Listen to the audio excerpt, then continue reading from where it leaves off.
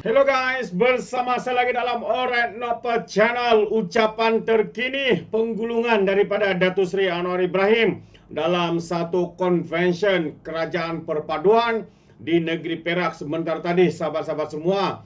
Dan apa yang menarik ya, salah satu ucapan Datuk Seri adalah mengatakan tiada satupun yang berani kerana takut hilang kuasa. Mereka hanya pandai tunggang agama, tunggang bangsa demi untuk kelangsungan politik dan sebagainya. Jadi menarik sahabat semua untuk kita dengar sendiri intipati, ucapan dan juga mesej daripada Perdana Menteri kita Datuk Seri Anwar Ibrahim dalam konvensyen kerajaan perpaduan yang berlangsung di negeri Perak ini. Jadi tanpa buang masa sahabat semua, saya mau membawakan anda untuk menonton video ucapan penggulungan daripada Datuk Seri Anwar Ibrahim, Perdana Menteri kita yang ke-10. Assalamualaikum warahmatullahi wabarakatuh. Salam sejahtera. Alhamdulillah wa nahmaduhu wa nusalli ala rasulihil karim. Saudara Yusri Zahid Hamidi, Perdana Menteri dan Presiden UMNO, Saudara Syarani Besar, Menteri-Menteri, Komeng dan Lamri dan Bika, mantan-mantan besar, salah lama saya Menteri Lamri,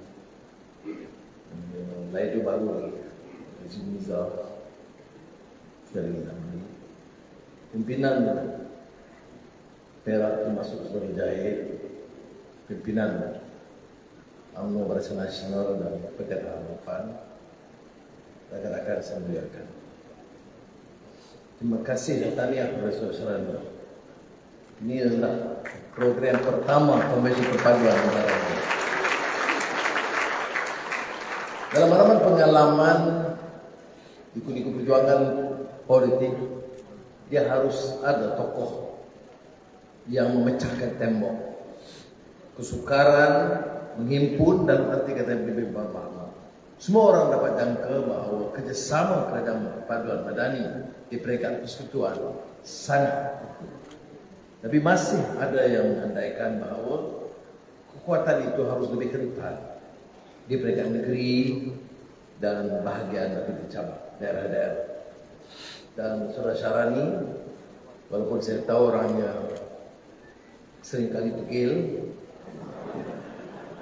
tetapi telah menunjukkan kewibawaan, kecekalan, memimpin negeri Perak dan faham maksud mengukuh semangat perpaduan madani di negeri Perak dan mengusulkan supaya diadakan konvensi pertama di negeri Perak yang saya akan gunakan kesempatan ini dan akan menggunakan pengalaman saudara Sri Syarani dan negeri Perak sebagai permulaan dan akan meminta semua negeri-negeri lain ikut serta.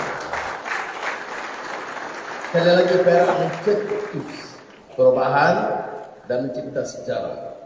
Sudah jangan kita remehkan. Perpaduan ini antara kaum, antara agama di negara ini dianggap satu imperatif yang tidak boleh disangka. Kenyataan politik sedemikian rupa. Dan dalam sejarah sama di Malaysia dan mana-mana negara lain, coalition atau kerajaan campuran dan perpaduan bukan satu hal yang mudah. Dia dianggap selalunya mudah dirungkai dan berpecah. Hanya dalam negara kita ini, pengalaman Barisan Nasional dipimpin oleh UMNO yang dapat teguh sejak perikatan dan kekuatan induk BN UMNO MCA dan MIC. Pakatan Harapan sendiri yang saya tajam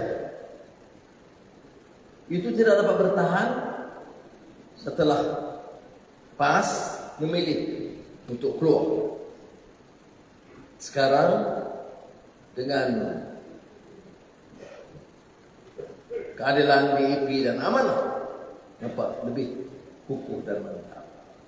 Dan sekiranya dua gabungan ini menjadi induk terutama di Semenanjung saya setuju apa yang ditegaskan oleh saudara Datuk Seri Zahid sebentar lagi.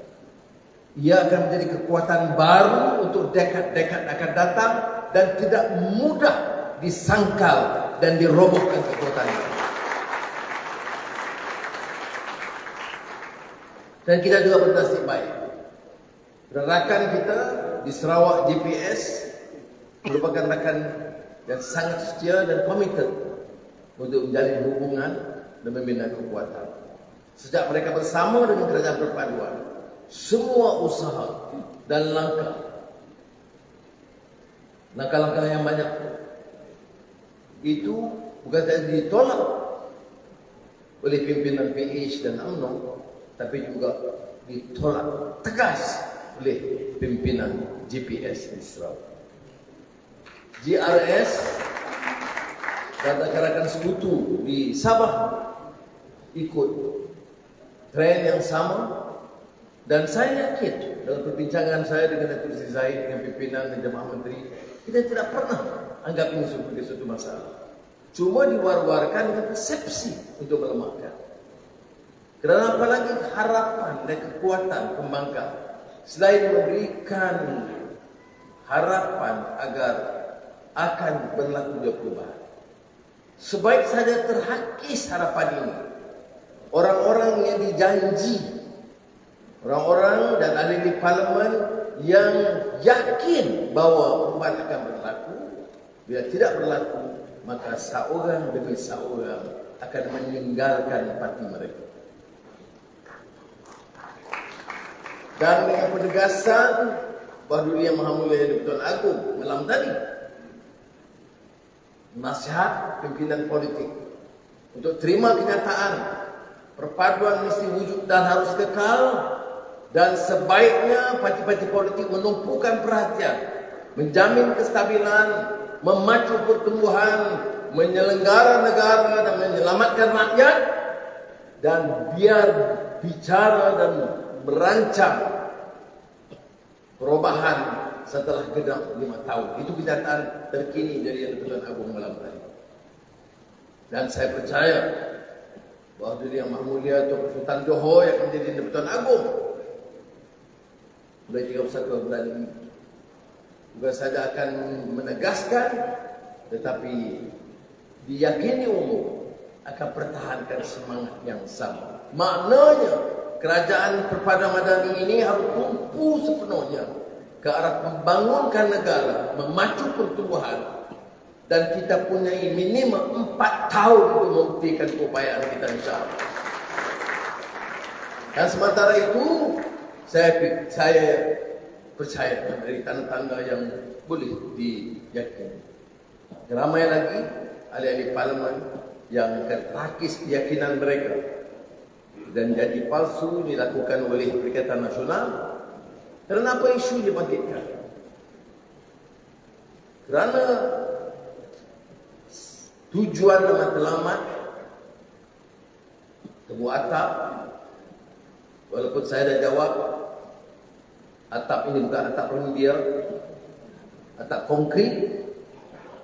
Dia coba gagal di Malaysia, dia berpindah ke Dubai dan London. Dia lupa bahawa di Dubai dan di London itu konkretnya itu lebih jauh tebal. Jadi isunya, isu apa? Mereka menggunakan sentimen kaum, seolah-olah kita meninggalkan asas utama pembentukan negara itu yang termaktub dalam perlembagaan. Saya berulang kali tegaskan di depan teman-teman saya, termasuk pimpinan DAP yang ada. Malah suara pimpinan DAP tidak pernah berganjak dari prinsip mempertahankan semangat perlembagaan negara tersebut. Dan saya tidak faham mengapa ini dijadikan. Kalau satu-satunya, saya bincang dengan saudara-saudara ini, satu-satunya isu ini gembar-gemborkan di kampung untuk menyerang UMNO, tentunya Perdana Menteri Datuk Seri Zahid, ialah kerana DAP akan merosakkan dan menggadai prinsip dan kepentingan lain. Itu saja modal mereka. Dan orang-orang sebagian daripada kita mudah sekali terpedaya. Sudah Melayu majoriti, pimpinan utamanya Melayu. Dasar Bumi Putra tidak pernah kita robohkan. Kita tetap pertahankan kenyataan bahwa majoriti di Malaysia ini masih Melayu. Majoriti yang miskin juga yang Melayu. Sebagian besar yang menyebabkan rosaknya kepentingan Melayu ini adalah pemimpin-pemimpin Melayu yang rakus dan rasuah dan menggadaikan prinsip orang Melayu. Sebab itu dalam beberapa tindakan saya tidak langsung. Kalau kamu itu perasuah besar, sama ada Melayu atau Cina atau India, atau Dayak atau Iban, waspada, kita ambil tindakan tegas dan sekeras mungkin. Apa guna kita jadi pemerintah? Diberikan mandat untuk menyelamatkan negara. Menyelamatkan dari apa? Menyelamatkan dari kerakusan. Menyelamatkan dari sikap tamak haluba. Masuk politik semata-mata untuk memperoleh habuan. Cara yang haram. Dan mengondor bukan sedikit. Ada yang mengatakan anu cukup. Kami tidak mau dengar lagi isu rasuah dan tata kelola. Anu masuk politik, mau jadi pemimpin politik, tapi takut bicara soal governance and corruption. Ada penyakit ini. Orang masuk politik ini untuk membersihkan sistem. Kalau ada anak muda yang tuntut, oh kami mau pimpinan sekarang lebih tegas, menolak rasuah dan penyelewengan, saya seru. Kerana mana-mana negara dalam sejarah pasang surut mesti terima kenyataan bahawa negara itu mungkin luntur dan terhapis apabila idealisme dan nilai dan moralnya terhapis, apabila mula mengambil sikap yang permisif dan kompromi atau toleran terhadap penyalahgunaan kuasa dan rasuah. Baru-baru ini Malaysia terdedah dengan apa yang dibicarakan sebagai rasuah profil tinggi. Kerana selama bertahun-tahun, dan saya tidak nafikan, sebahagian daripada teman-teman saya dalam Pakatan Harapan juga terheret dengan naratif bahawa kleptokrat itu hanya satu orang, yang lain itu seolah-olah bersih, termasuk yang menyangkau puluhan bilion ringgit. Padahal saudara, kleptokrasi itu adalah sistem yang membolehkan pimpinan atau leadership menyangkau tanpa soal, menggondol kekayaan selama puluhan tahun dan tidak ada jentera yang boleh menghadapinya. Tidak ada yang berani menyiasat kerana tidak ada tekad politik. Sebab itu, saya tidak campur dalam urusan satu persatu. Ahli-ahli jemaah menteri, TPM, ahli menteri tahu. Kita tidak campur satu persatu. Kamu siasat si A atau siasat si B, atau rampas harta si A atau si B. Arahan kita itu menyeluruh. Siapa sahaja yang dikesan memunggah kekayaan secara haram, menggondol kekayaan berbilion dahulu, apalagi sekarang, tanggungjawab badan penguat kekuasaan mestilah bertindak dengan tegas dan berani, dan kita akan pertahankan mereka. Dan ini sudah yang berlaku. Saya tidak heran ada NGO, ada cendekiawan, ada kelompok yang anggap mereka itu memang pro hak kebebasan dan sebagainya, yang dikenali sebagai pejuang reformasi, pejuang gerakan anti rasuah, tapi sekonyong-konyong mempertahankan cara terang atau cara halus golongan perasuah besar ini. Saudara, bagaimana lagi boleh kita selamatkan negara ini? Apa artinya perpaduan dengan kekuatan yang kita bina? Apa artinya kalau tidak kita menggunakan kuasa ini? Hentikan amalan lalu. Negara ini percayalah kaya. Negara ini tidak sepatutnya berdepan dengan permasalahan ekonomi serumit sekarang. Hutang 1/1 campur contingency liability, iaitu government guarantee, mencecah hampir 1.5 triliun. Orang boleh katakan, mengapa bicara soal lama? Ya sudah, itu bicara soal lama kerana yang sekarang harus bayar. Kalau sudah mau selesaikan dengan bayar sekarang piutang itu, dan tidak mempedulikan dan terus pinjam, maka tidak ada lagi keyakinan pada sistem ekonomi kita.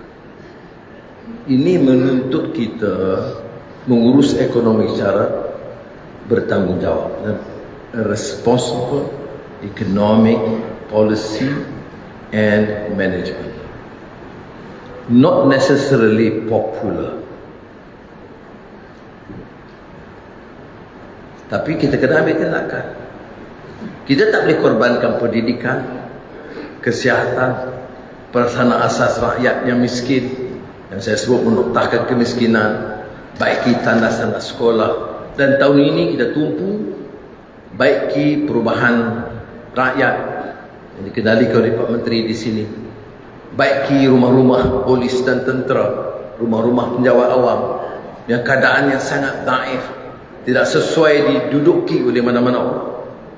Ini yang harus kita kerjakan. Dan kebetulan majoritinya Melayu.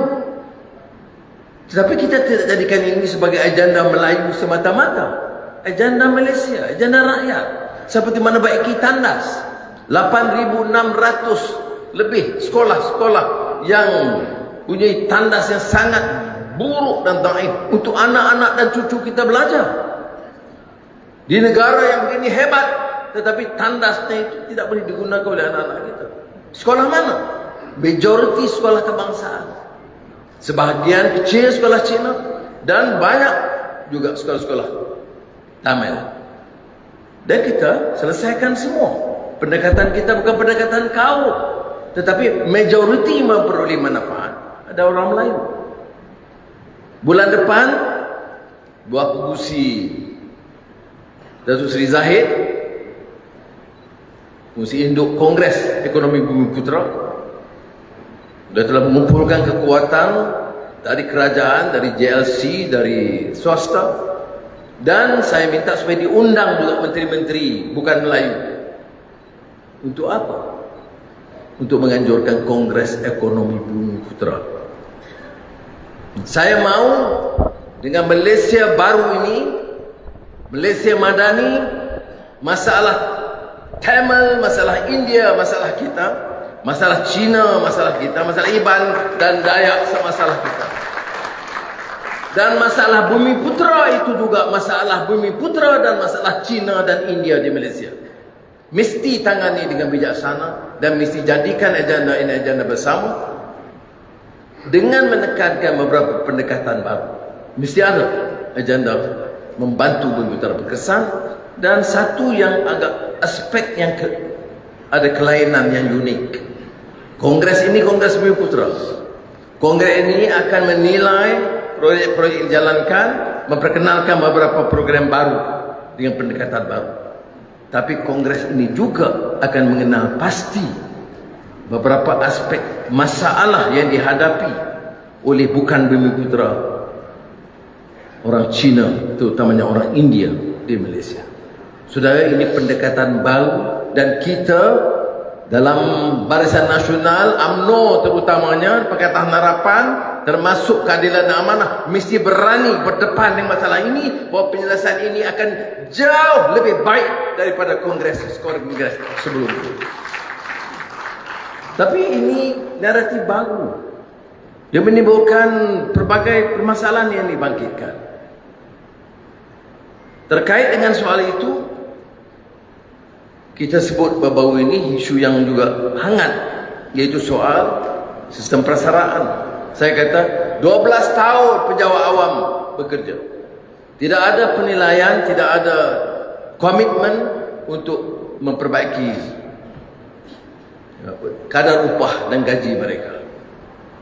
Kita telah putuskan walaupun ada kekangan keuangan, ini staf dalam keluarga jabatan kerajaan Malaysia tak boleh kita tangguh.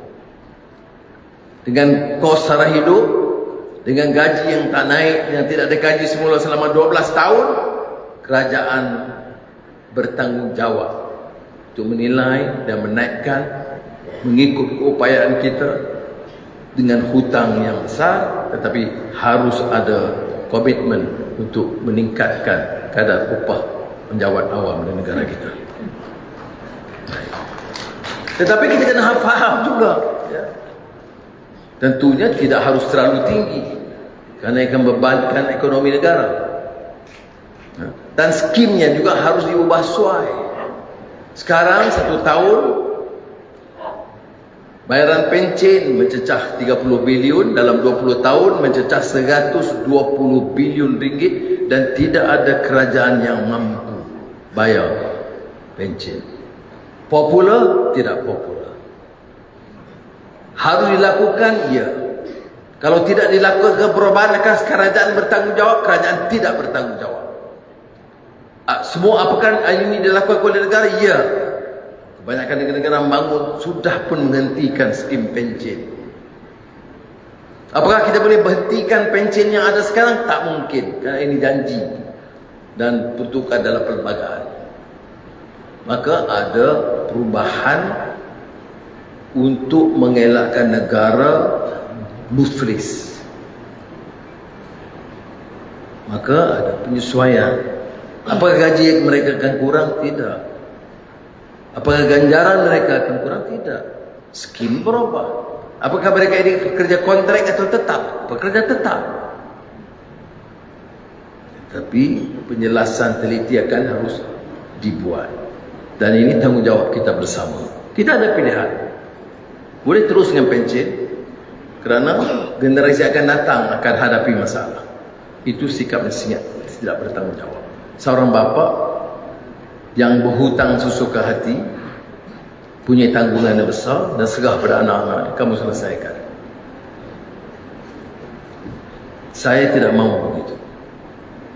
Dan saya percaya rakan-rakan jemaah menteri, bagaimana diumumkan oleh menteri-menteri dan juga TPM, bahawa skim ini terpaksa diadakan.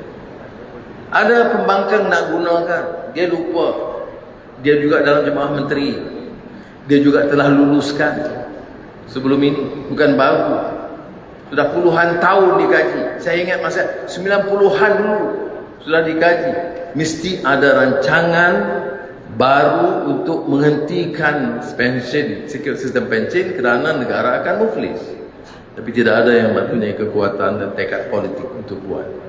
Biarlah maknanya, biar generasi akan datang pada sambung. So this is about leadership. Leadership is the courage to undertake a responsibility and face the difficulties. If we choose to deny this, we condemn the next generation. If you want to maintain popularity at the expense of the nation, then Madani is not the cause. You must choose a different option, an irresponsible, populist, racist option, and that is not the option that we have chosen. Kita dalam kerajaan perpaduan Madani memilih untuk bertanggungjawab, dan kita ada masa untuk membetulkan. Kalau kita dengar kritikan-kritikan ini, dia tak jawab. Dia tahu pencen menyelesaikan orang Melayu, ini cadangan DAP, dan ini hanya akan menyiksa orang Melayu. Ini yang dikemukakan, tidak pernah mau dibicara secara fakta dan data. Ini masalah kita di negara ini. Guna agama, tunggang agama. Dan bila kita bicara jangan kaitkan agama, dia kata mana boleh. Islam ini tidak pernah mengasingkan negara dan politik dari agama. Ya, tapi Islam tidak pernah mengizinkan fitnah dan penipuan atas nama agama. Jadi saya harap harus ada usaha termasuk di peringkat kerajaan negeri, Jawa Awam, wakil-wakil rakyat dan jentera parti untuk mendepani masalah ini dengan fakta yang jelas. Saya telah minta MK2, Menteri Kewangan kedua, memulakan perbahasan ini, dan kita kalau ada sedikit sebanyak penyesuaian yang harus dilakukan, boleh dilakukan. Ada cadangan umpamanya yang mengatakan, mengapa hanya penyewa awam dan tidak anggota politik? Mengapa orang politik walaupun skimnya berbeda dianggap berbeda? Saya tidak bersetuju dengan pandangan bahawa orang politik harus dikecualikan. Tapi seperti biasa, saya akan kemukakan pandangan ini, dan tak kala kita mengkaji persaraan, saya juga akan menyatakan bahawa ia harus juga terpakai kepada orang politik. Maknanya yang akan menjadi calon dan pilihan yang akan datang harus terima kenyataan bahawa skim mereka tidak termasuk pencen. Kalau dengan sebab ini tidak setuju jadi calon, baik. Jadi senang kerja Saudara Syarani. Kalau katanya okey kerana tidak ada pencen, kami tidak mau jadi calon. Okey. Ataupun Zambi kata kalau kerana tidak ada pencen, saya tidak mau jadi menteri. Walaupun Zambi tak kata gitulah. Ya, itu pilihan kita. Ya. Tapi seperti biasa dalam sistem kita, kita akan bincang cara lebih teliti dalam jadukuasa persaraan dan kemudian dalam kabinet. Bagaimana keadaan sekarang? Ada yang mengatakan ada mantan menteri itu Perdana Menteri yang punya pension yang 3/4 sebagai pegawai kerajaan, sebagai Dewan dengan Negeri, sebagai ahli parlimen dan menteri 3 atau 4. Saya kata kalau dari segi moral, pilih satu. Dan ini termasuk Azizah. Azizah ya, Azizah itu pension sebagai doktor kerajaan, sebagai ahli Dewan Undangan Negeri di Selangor, dan sebagai ahli parlimen. Dan tentunya beliau sebagai seorang yang bertanggungjawab, maklum kepada saya pagi tadi, dia akan pilih hanya satu pension sebagai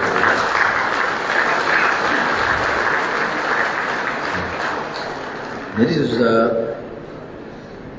bagaimana apa yang kata ini satu perkara yang main-main kerana ahli-ahli wakil rakyat telah dipilih. Sudah dipilih untuk tempoh waktu yang tetap. Dan bila dikaji semula, ini pendirian kita. Sebegitu juga pegawai-pegawai kerajaan. Pegawai-pegawai kerajaan yang sudah dipilih mengikut skim yang tetap, tak boleh dirongkai. Itu peruntukan perlembagaan. Dan ini pun tertakluklah kepada keputusan Jemaah Menteri dan kemudian dibawa ke Parlimen untuk memutuskan secara muktamad. Dan saya sentuh dan singgung perkara ini nak tunjukkan bahawa a responsible government must have the courage to craft policies, undertake programs for the benefit of the nation. Walaupun pada ketikanya yang dianggap kurang popular. Saya tegaskan ini. Ada yang mengatakan kita ada banyak masa. Tak. Kalau kita tak lakukan, percaya. Inilah julung-julung kali itu Sri Zahid. Di mana kerajaan ini, kerajaan perpaduan Madani itu kuat, punyai 2/3 majoriti dan mendapat dukungan solid di parlimen. Kalau nak buat perubahan untuk negara, buat sekarang. Kerana tak mudah perkara ini dapat dipertahankan. Lakukanlah sebaik mungkin. Baik, akhir kalam sedikit saya sentuh pada Perak. Sebab semua menyatakan PM, TPM, Menteri Perak. Sudah Perak menjadi tumpuan. Daripada Selangor, Pulau Pinang, Johor, sekarang Perak sudah terangkat. Ada beberapa program pembangunan yang besar. Kita tahu Jili Proton yang mulanya hanya beberapa perancangan joint venture dengan Proton, mungkin Motorcar, tetapi sekarang sudah menjadi pusat EV, pusat research, Center of Excellence dan University. Tanjung Malim itu akan tentunya berubah corak sebagai kota otomotif yang terkenal di Asia Tenggara. Dalam belanjawan tahun lalu, belanjawan madani kedua, saya telah mengusulkan supaya selain daripada Kulim High Tech, kita akan bangunkan mulai tahun ini Krian High Tech yang menumpukan green technology dan tentunya prasarana segera air, elektrik dan air yang disediakan dengan investment yang besar untuk Krian High Tech dengan persetujuan masih besar dan telah dipersembahkan ke bawah dunia yang mulia Tuanku Sultan, bahawa kalau air yang disiapkan dan diinvest yang ada lebihannya akan Bahasa Rani terkejut, dijual ke Pulau Pinang. Maulah ada kewarasan sikit, air lebih, jual ke Pulau Pinang. Tapi maknanya ada 2 projek raksasa Perak yang disegerakan mulai tahun ini. Kemudian adalah proyek-proyek besar, saya tidak mau sebut, sudah tahu sekitar IPD Tambun itu, IPK Tambun itu akan menjadi salah satu IPK terbesar di negeri Perak dan yang terbesar di Semenanjung Tanah Melayu ini. Jadi saudara, saya percaya banyak lagi yang boleh diusahakan dan saya ucap tahniah kepada Menteri Besar kerana beliau telah mengurus dan mengendali kerajaan dengan begitu baik dan dapat menambah keyakinan pelaburan. Dan dalam beberapa pertemuan, satu pertemuan panjang dengan saya di pejabat di Kuala Lumpur, dia bawa berpuluh-puluh cadangan projek untuk saya beri pertimbangan. Dan bila saya kata ini ada masalah sikit, ini kena tangguh, dia kata, saudara ahli Parlimen Tambun, itu satu ugutan. Tapi saya akan lakukan sebaiknya supaya kita dapat angkat Perak ini, supaya jangan tercicir, ya. Dan sekali lagi saya ucap terima kasih. Dan saya bangga ini. Saya bangga hadir pada petang ini kerana saya saksikan sendiri betapapun telahan dan tomahan yang dibuat di peringkat di luar, saya lihat potensi kerajaan perpaduan Perak sebagai kekuatan baru kerajaan perpaduan di negara ini akan terjelma di Perak. Dan saya kenal ramai dari pemimpin-pemimpin parti di Perak, dan saya sikap ini kalau diteruskan, kita ada bright future. Jangan lupa sama sekali, ini bukan soal agenda negeri semata-mata, ini bukan saja agenda parti semata-mata. Peta politik negara harus berubah. Peta politik negara mulai dari isu tata kelola kepada dasar ekonomi, kepada dasar agenda boleh membela nasib rakyat, bermula sekarang. Dan ia memerlukan kecekalan pimpinan di semua peringkat. Terimalah kenyataan bahawa politik, perkauman sempit dan agama yang fanatik dan jumud tidak akan dapat menyelamatkan negara. Hanya politik bertanggung jawab yang kuat faham agamanya, yang kasih kepada budaya dan bangsanya, tingkatkan martabat bahasa, muliakan budaya, tetapi tetap menyantuni dan menghormati hak semua. Ini pendekatan kita. Dan dengan pendekatan inilah boleh kita selamatkan negara kita. Terima kasih. Wassalamualaikum warahmatullahi wabarakatuh. Terbaik sahabat-sahabat semua.